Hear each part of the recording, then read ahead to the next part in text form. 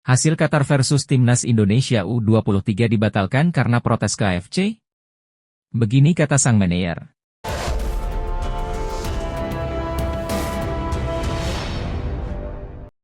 Manajer Timnas Indonesia U23, Endry Irawan resmi melayangkan protes ke Konfederasi Sepak Bola Asia, AFC. Hal ini terkait kepemimpinan wasit Nasrullah Kabirov dan wasit video asisten referee, VAR, Sivakorn P. Udom. Pertandingan perdana kedua tim grup A tersebut berlangsung di Stadion Jassim bin Hamad, Doha, Senin 15 April 2024, dan berakhir dengan kemenangan 2-0 untuk Qatar. Endry mengatakan keputusan wasit asal Tajikistan dan Thailand itu sangat merugikan timnya. Tentu kita semua kecewa dengan kepemimpinan wasit Nasrullah Kabirov dan wasit VAR, Sivakorn P. Udom, kata Endry. Semua bisa melihat bahwa mereka banyak memberikan keputusan-keputusan yang merugikan untuk Indonesia. Setelah pertandingan, mewakili tim kami resmi protes kepada AFC terkait keputusan-keputusan mereka, ucap Endry. Lantas, jika protes ini diterima, akankah hasil pertandingan antara Qatar melawan Timnas Indonesia U23 itu bakal dibatalkan? Terkait hal itu, Endry menyebut bahwa protes yang dilayangkan tidak akan mengubah hasil. Namun, yang jadi tujuan adalah agar di pertandingan selanjutnya tidak terjadi kontroversi lagi. Kita tahu protes ini tidak akan mengubah hasil pertandingan. Namun setidaknya untuk pertandingan-pertandingan selanjutnya di ajang bergengsi Piala Asia U23 2024 ini para wasit perangkat pertandingan bisa lebih baik lagi dalam mengambil keputusan yang tidak merugikan tim U23 Indonesia, tambah pria yang juga anggota Komite Eksekutif, Exco, PSSI tersebut.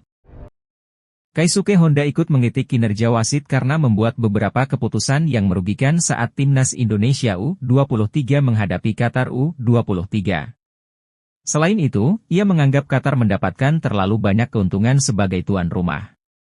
Timnas Indonesia U23 harus takluk 0-2 dari Qatar di laga pembuka grup A Piala Asia U23 2024. Pertandingan tersebut berlangsung di Jassim bin Hamad Stadium, Senin, 15 April 2024, malam waktu Indonesia Barat. Dalam laga tersebut, Timnas Indonesia U23 mampu menguasai 57% penguasaan bola dengan 10 peluang dan 2 diantaranya mengarah ke gawang Qatar.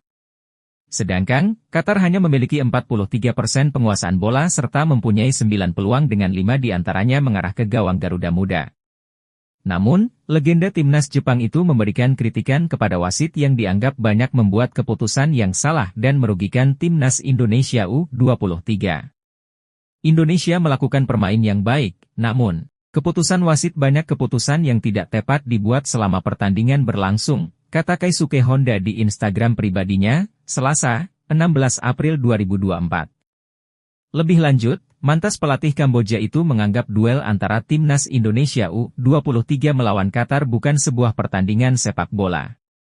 Selain itu, ia menganggap Qatar mendapatkan banyak keuntungan sebagai tuan rumah Piala Asia U23 2024.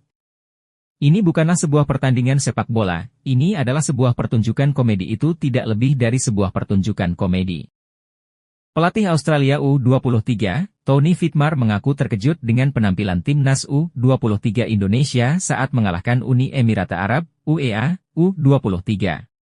Duel antara Timnas U23 Indonesia versus UEA terlaksana di The7 Stadium, Dubai, Uni Emirat Arab, Selasa, 9 Maret 2024, dini hari. Sebagai informasi, ini merupakan laga uji coba terakhir Timnas U23 Indonesia sebelum tampil di Piala Asia U23 2024. Terkait hasil, Timnas U23 Indonesia mampu menumbangkan UEA dengan skor tipis 1-0. Jelang bertemu di Piala Asia U23 di Qatar, pelatih Australia tersebut mengaku cukup terkejut dengan performa Indonesia yang mampu mengalahkan UEA. Kita lihat, Indonesia baru saja memenangkan pertandingan uji coba melawan UEA. Ini cukup mengejutkan, ucap Tony Fitmar. Jadi performa yang dimiliki Indonesia saat ini cukup menjadi ancaman besar bagi kami, Australia, lanjutnya. Semoga pertemuan dengan Indonesia menjadi pertandingan yang seru untuk dilihat, jelasnya. Hasil ini tentu menjadi bekal positif skuad Garuda Muda untuk tampil di Piala Asia U23 2024. Lawan yang dihadapi yakni ada Qatar, Yordania dan Australia. Timnas U23 Indonesia dijadwalkan berpindah dari Dubai ke Qatar pada tanggal 10 April 2024. Striker berdarah Jerman, Philipp Tietz menjadi salah satu nama pemain yang sedang ramai diperbincangkan untuk memperkuat timnas Indonesia. Jika melacak garis keturunannya, admin sudah berusaha mencari informasi dari sang pemain langsung. Sesuai yang admin tanyakan, dia memiliki garis keturunan dari pamannya, namun katanya sang paman sekarang sudah menjadi warga Jerman sejak 5 tahun yang lalu. Meski memiliki garis keturunan Indonesia dari pamannya yang lahir di Indonesia, Philipp Tietz sepertinya tidak memiliki peluang untuk bisa mendapat status sebagai WNI demi memperkuat timnas Indonesia, lantaran aturan dari FIFA.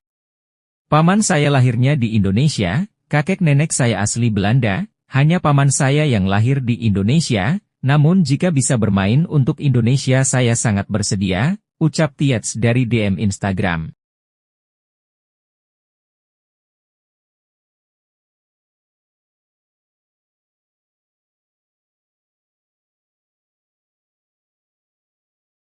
Performa timnas Indonesia yang terus meningkat sejak kehadiran pemain-pemain naturalisasi berkualitas, memantik Federasi Sepak Bola Malaysia, FAM, untuk melakukan hal serupa.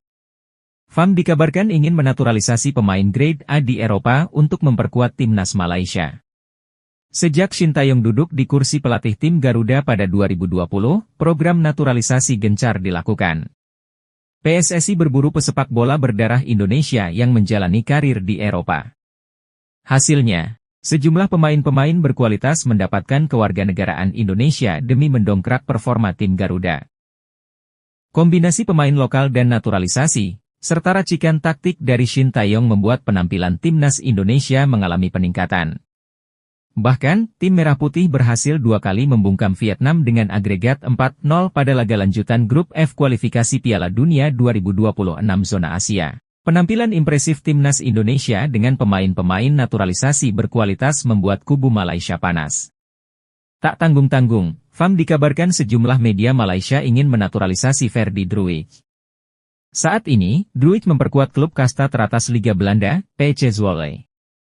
Menurut laporan media Malaysia, Makan Bola, pemain berusia 26 tahun itu memiliki darah Malaysia dari sang nenek.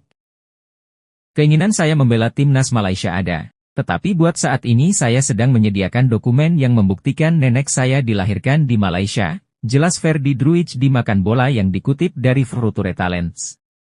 Pemain yang lahir di Uitgeest, Belanda tersebut merupakan satu di antara pemain penting di lini depan PSV Zwolle. Pada musim ini, dia berhasil mencetak 5 gol dan 2 assist dari 15 pertandingan di seluruh ajang. Tak berhenti sampai di situ. FAM juga dikabarkan mayoritas media-media Malaysia ingin menaturalisasi Josh Brownhill. Saat ini, Brownhill membela Burnley sejak Januari 2020. Berstatus sebagai kapten kedua Burnley, pemain berusia 28 tahun tersebut telah tampil dalam 163 penampilan di seluruh ajang, mencetak 13 gol plus 17 assist. Seperti dilansir Makan Bola dari Future Talents, Josh Brownhill memiliki darah Malaysia dari ibunya. Sejauh ini, Brownhill belum pernah membela timnas Inggris di segala kelompok usia.